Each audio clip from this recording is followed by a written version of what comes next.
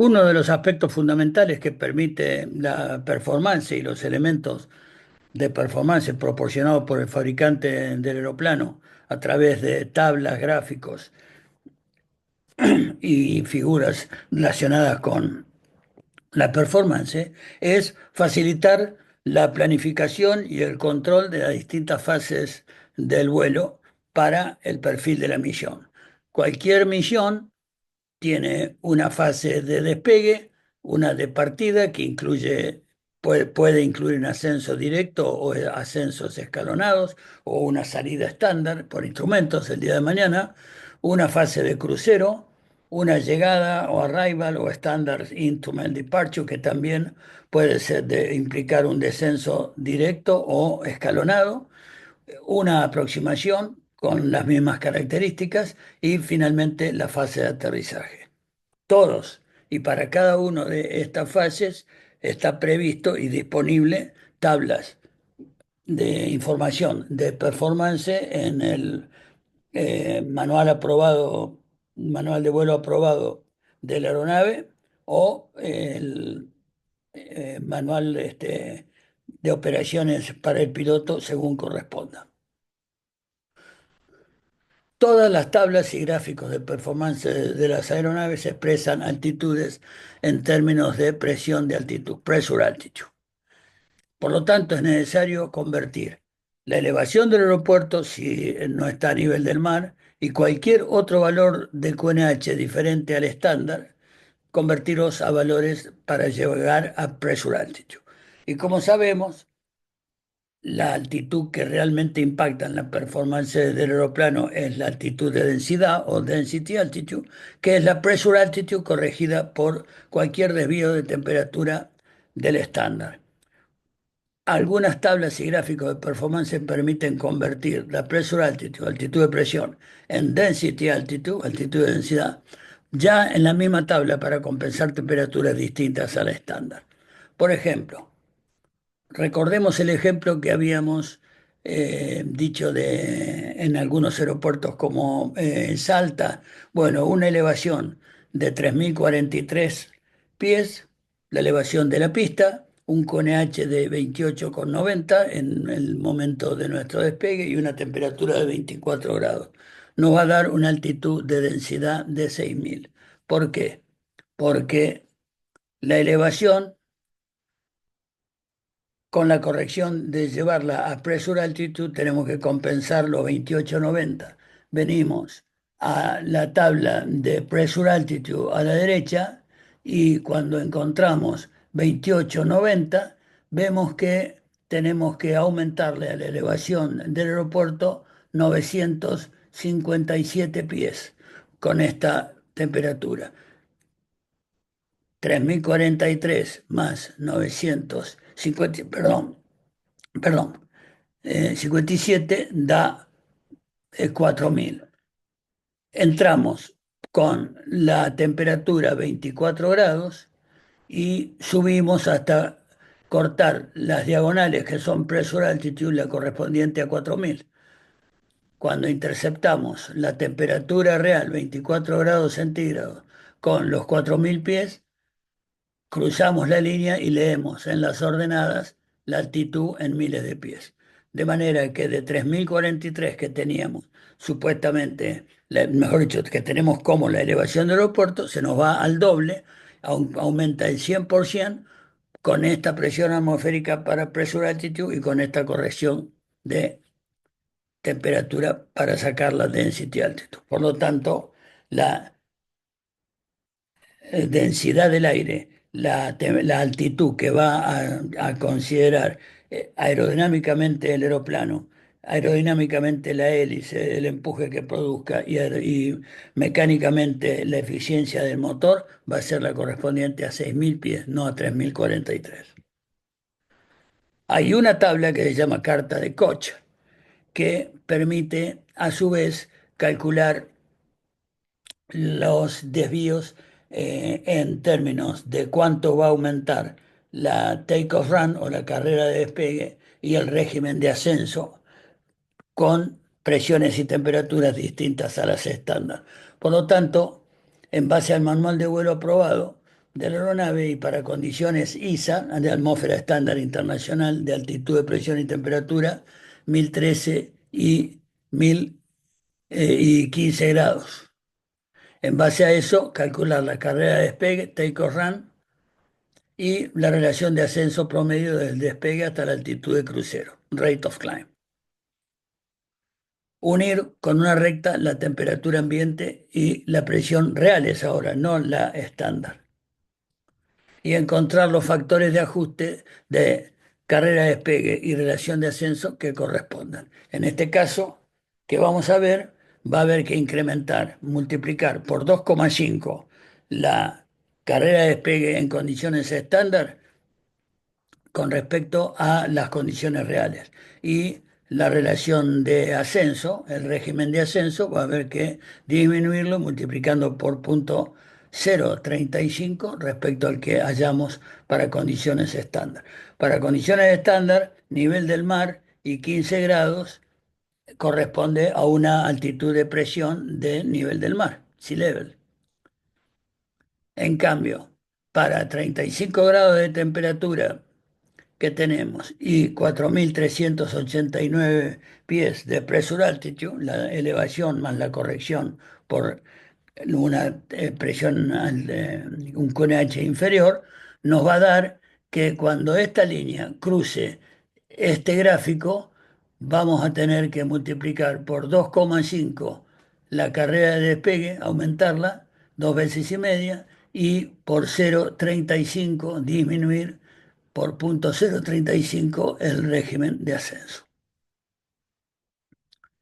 Una carta fundamental y un dato fundamental que cada piloto al mando debe conocer de su aeroplano es cuál es la velocidad óptima de planeo y cuál es la relación de planeo, que quiere decir qué distancia en una determinada unidad de distancia, en este caso millas náuticas, va a recorrer si tiene una determinada altitud a la cual falla el motor en forma total.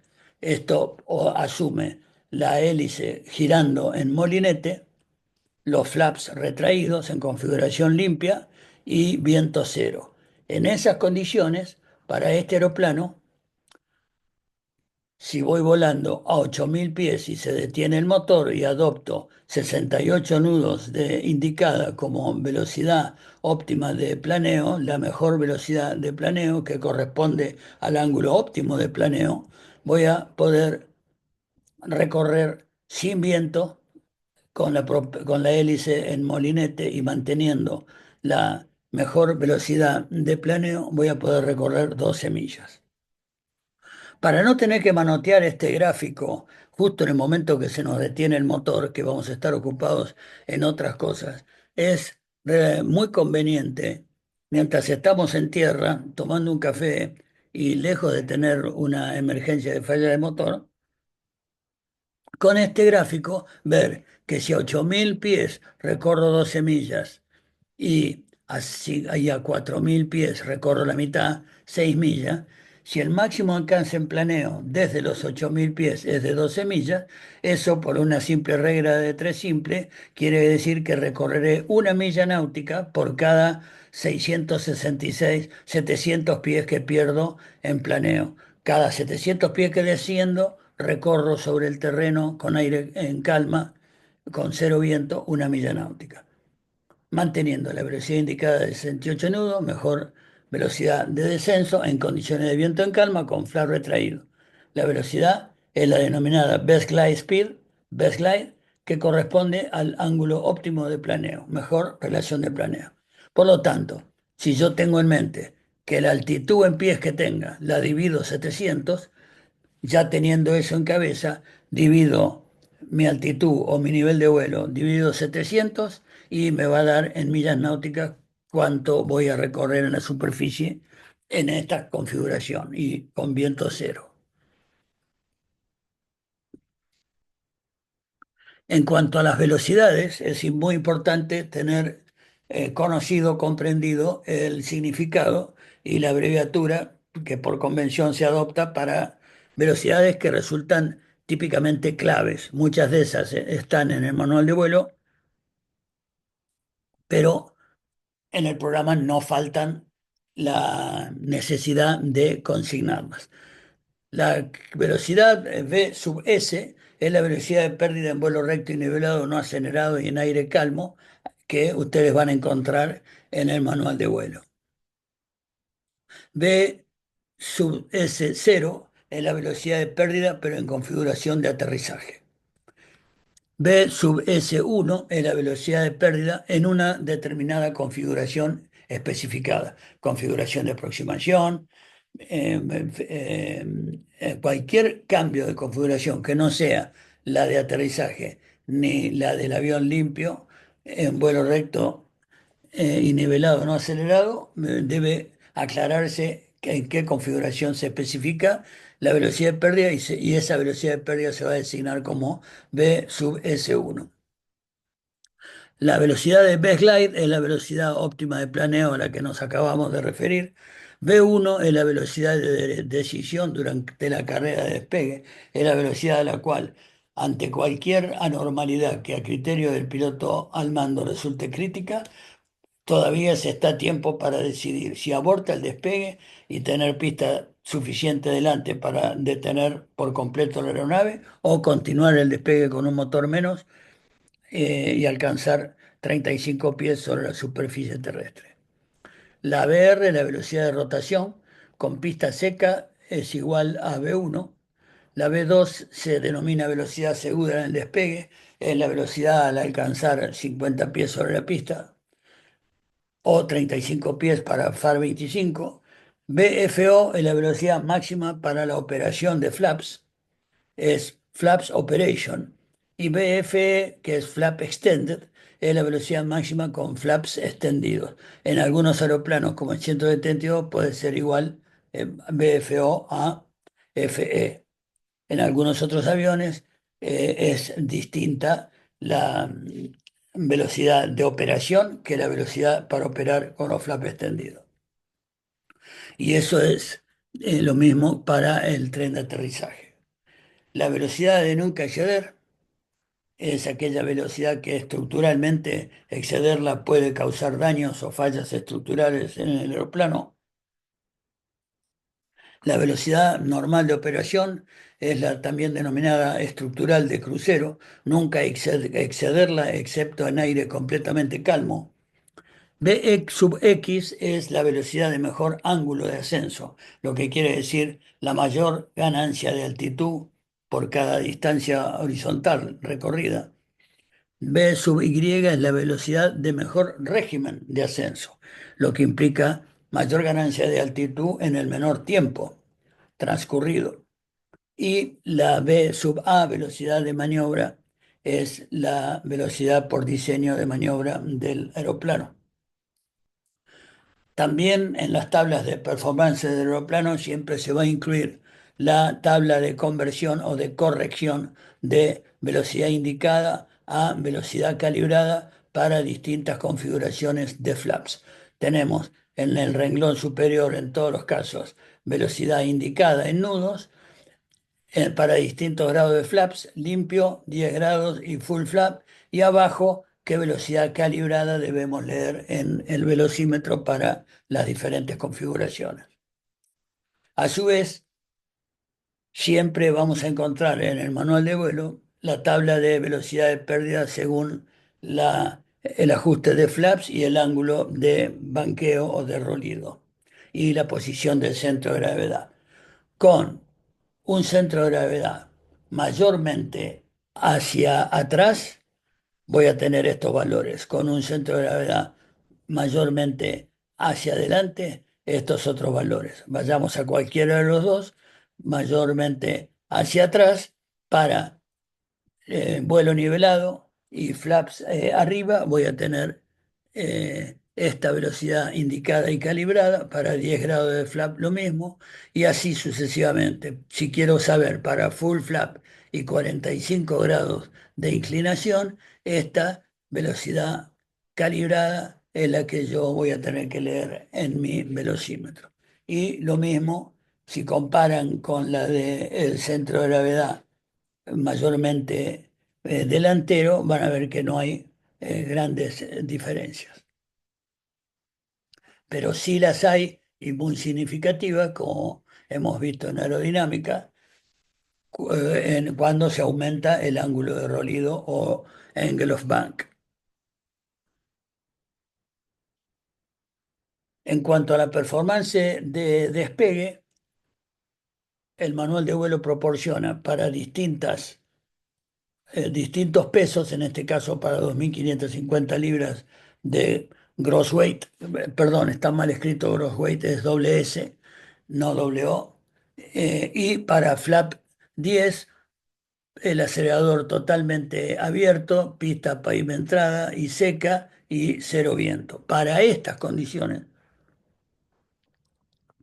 y para este peso depende la elevación del aeropuerto en términos de pressure altitude, o sea que hay que corregir la elevación del aeropuerto con el desvío estándar, el desvío que haya sobre el estándar de presión, nos da para distintas temperaturas ambientes dos valores, el de ground roll y de la distancia total hasta salvar un obstáculo de 50 pies. Quiere decir que, por ejemplo, en el ejemplo que nos dio, que la pressure altitude es de 4.000 y tenía 35 grados, 4.000 pies con 35 grados, tengo que interpolar entre 1.550 y 1.660, que son 110 pies, entonces tengo que sumarle 55,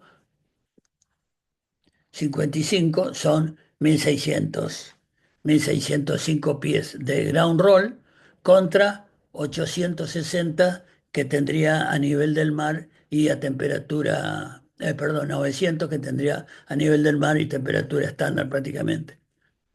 Y lo mismo con la distancia de despegue. Aquí viene la diferencia entre take-off run y take-off distance. Los ground roll o take-off run es la distancia entre soltar frenos y separarse del piso, despegar. Esa distancia horizontal sobre la pista. Mientras la distancia total para salvar un obstáculo de 50 pies es la distancia horizontal sobre la superficie terrestre que voy a tener desde que suelto freno, roto, haciendo y alcanzo 50 pies sobre la superficie o a liberar un obstáculo de 50 pies, que es exactamente lo mismo. Entonces, esos dos valores de ground roll y take-off distance son los que nos proporciona teniendo que interpolar las eh, pressure altitude y las temperaturas para hacer la corrección por density altitude y leer en pies las dos distancias. En cuanto a la performance de máximo ascenso, recordemos que la velocidad de mejor ángulo de ascenso proporciona la mayor ganancia de altitud en la menor distancia horizontal recorrida sobre la superficie. O sea, si tengo un obstáculo, tengo que adoptar la velocidad de mejor ángulo de ascenso porque en muy poca distancia voy a tener una gran ganancia de altitud. En cambio, la velocidad de mayor régimen de ascenso, BY, proporciona la mayor ganancia de altitud en el menor tiempo posible. Pero si uso esa velocidad cuando tengo obstáculos, puedo llegar a tener el peligro de no salvarlo. Por lo tanto, es muy importante conocer esta diferencia. Lo que nos da el manual en términos de velocidad óptima de ascenso es la velocidad de mejor régimen de ascenso. Esto nos implica la condición de flap arriba, el acelerador totalmente abierto y para distintas pressure altitude y distintas temperaturas, por ejemplo, 4.000 de pressure altitude y 35 de temperatura, voy a tener 480, 485 pies por minuto de ascenso. Distinto a si estoy a nivel del mar con 0 grados, que voy a tener prácticamente el doble. También hay una nota en donde se recomienda que por encima de los 3.000 pies de pressure altitude, eh, disminuir la mezcla. No disminuir la mezcla, disminuir la cantidad de combustible. Se le llama mezcla pobre, pero es mantener la misma mezcla, como vamos a ver. Por lo tanto, hay que tener mucho cuidado de evitar esta situación, no estar tentado a que por el manual nos da la mejor relación de ascenso, usar siempre esa velocidad cuando tengo obstáculos en el eje longitudinal, en la trayectoria de despegue de la pista.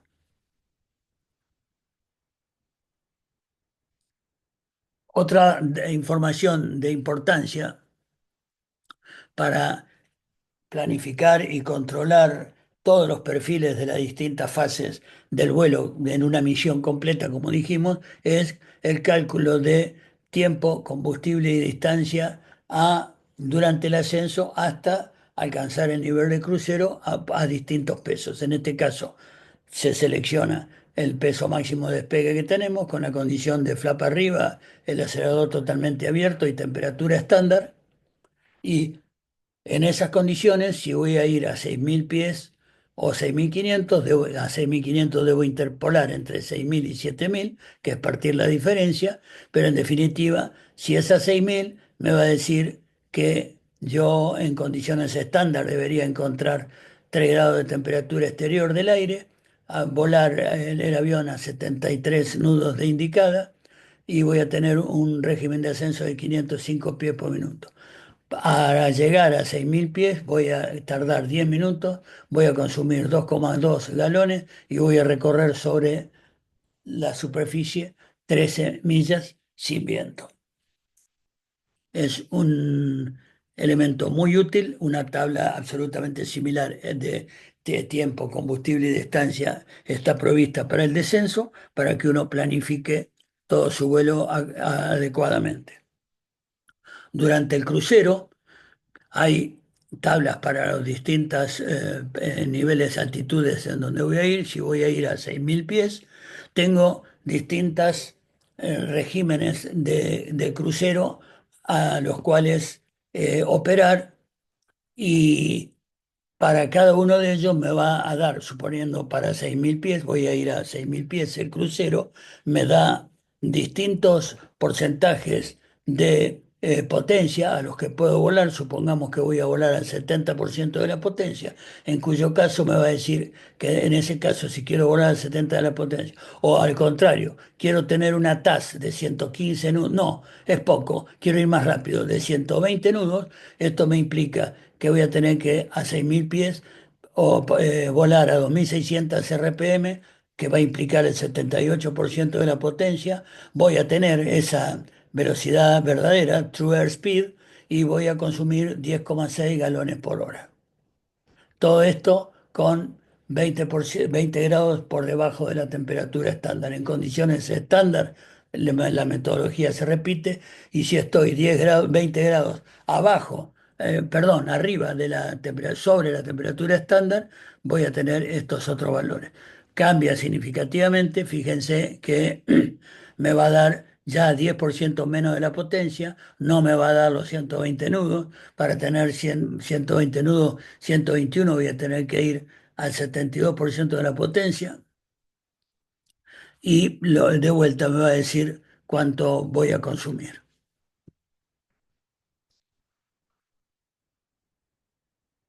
Del mismo modo, la documentación oficial, el Pilot Operating Handbook, en este caso nos proporciona datos de alcance. Recordemos que alcance implica distancia. El máximo alcance o maximum range es la máxima distancia que un aeroplano puede recorrer con el combustible que tiene a bordo, que muchas veces se confunde con autonomía, que la autonomía no se expresa sus valores en términos de tiempo. ¿Cuánto tiempo un aeroplano puede mantenerse en vuelo con el combustible que tiene a bordo? En el caso del alcance, nosotros vamos a entrar por la altitud, por ejemplo, los 6.000 pies que elegimos crucerear, la velocidad TAS, la TAS que vamos a adoptar 120 y donde se cruzan, bajamos y nos va a decir 550 millas náuticas de alcance en este aeroplano con un criterio muy similar de uso de la tabla para autonomía, endurance, que de vuelta es el tiempo que vamos a permanecer arriba, este, se entra por la altitud de crucero, la pressure altitude, en pies y se va a cruzar la línea de qué porcentaje de potencia estoy usando. Nos había dado que queríamos ir a 120 y pico nudos, eso implicaba 72, 73% de la potencia, estoy prácticamente acá, vengo acá y me va a decir que tengo 4 horas 15 de autonomía.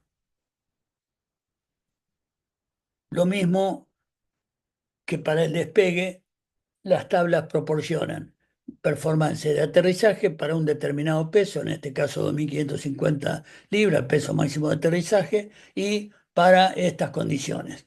Full flap, flap totalmente extendido, eh, la potencia en idle, en ralentí, aplicar máximo frenado una vez que se toca la pista, cero viento, pista pavimentada, nivelada, sin pendiente de pista y seca, y la velocidad de 61 nudos cuando se cruza la cabellera a 50 pies de altura. En estas condiciones y para aterrizaje en campo corto para maximizar la longitud de pista disponible, yo, si voy a estar en una pressure altitude de 6.000 pies, como el cálculo que nos había dado el de, no, era de 4.000 y 35 grados, 4.000 y 35 grados, debo interpolar entre acá.